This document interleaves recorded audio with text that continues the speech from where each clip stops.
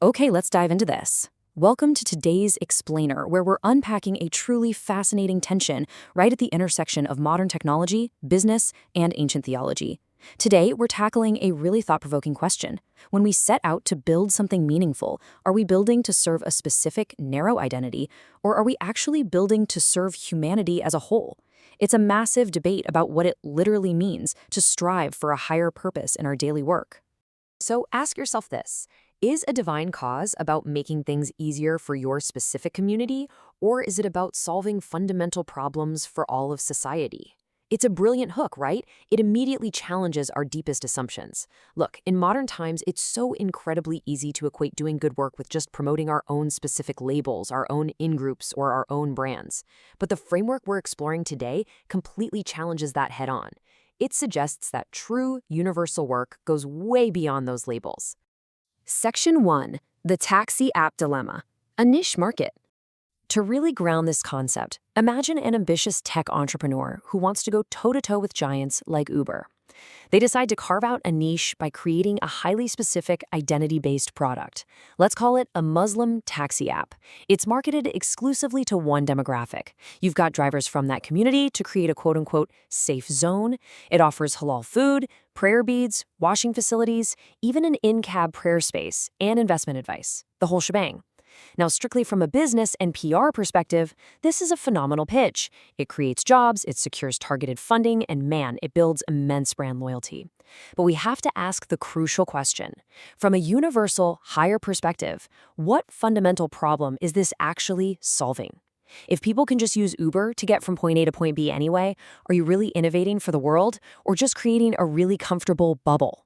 You see, catering strictly to specific groups like this is essentially a rabbit hole. When you build a service for one specific identity, you inevitably have to choose which specific subgroup to support. Identities fracture. You end up supporting a very particular slice of a community, and by definition, you're leaving everyone else out in the cold.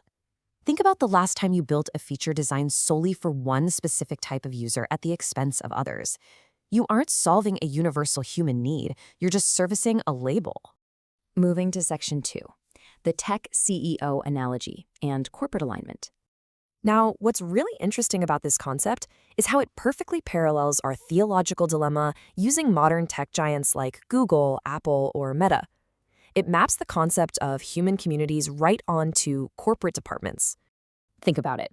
Inside any massive company, teams are constantly building internal tools just to help themselves. And hey, that's totally natural.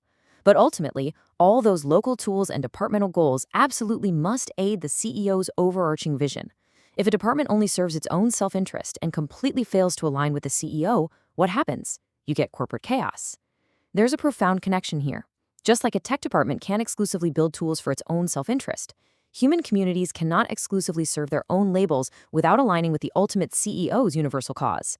And in this context, that is the cause of God. Section 3. Communal versus God's cause. Two distinct motivations. This brings us to a core philosophical argument. Essentially, there are two totally distinct motivations for building in the world. On the left, we have the communal cause. This is all about taking care of a specific identity, prioritizing labels, PR, and basically just making sure your group wins. But on the right, we have God's cause. So the crucial point is this. God's cause is defined by taking care of everyone. Why? Because the theology reasons that God is the God of everything. True divine work doesn't segregate. It solves problems for all of society, not just a segregated group. On to Section 4, the Quranic distinction, a theological warning. We're going to look at how the Quranic itself explicitly warns against this. The religious text actually warns against wrapping tribal interests in religious language. This is known as asabiya. Simply put, it's group fanaticism. It is tribalism or nationalism masquerading as religion. It's that whole mindset that prioritizes our people winning over universal justice and truth. And it's fascinating because fighting to protect an identity or striving for communal glory over actual justice is heavily condemned within this framework as a really dangerous spiritual error.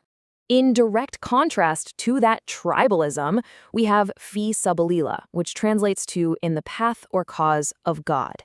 Look at these characteristics. It's defined by universal justice, truth, and compassion. Crucially, it is not limited to one specific group's benefit. Upholding this cause requires standing firm in justice, even if that justice goes against yourself or your own relatives. This creates a really stark dichotomy. God's cause is aligned with justice, truth, and human dignity. The opposing force, Taggut's cause, is defined by oppression, falsehood, ego, and power for its own sake. There is an incredible irony here. A person fighting for tribal dominance while waving religious flags might actually be on the wrong side of this divide, while someone completely without those labels who defends the oppressed is actually practicing God's cause. The true divide isn't Muslim versus non-Muslim, it's justice versus oppression. Let's move to and see how this builds into 4 non-negotiable principles for aligning with universal divine will. Striving for God's cause means upholding justice universally, not selectively. It means prioritizing self-purification over your community's political victory. It means witnessing truth even at a massive personal cost. And finally, it requires completely rejecting the toxic logic of my group, right or wrong. Section 5. The 99 Names Framework. Let's look at the practical application here. Now, the theology can obviously be deeply philosophical, but we can actually zoom back into something incredibly actionable for modern professionals. In Islamic tradition, God is described by 99 names or attributes. Well, what if these 99 names are actually 99 universal causes that we can build products for? Instead of building an app just for a specific demographic, what if you built a product inspired by universal attributes like the grantor of peace or the guide?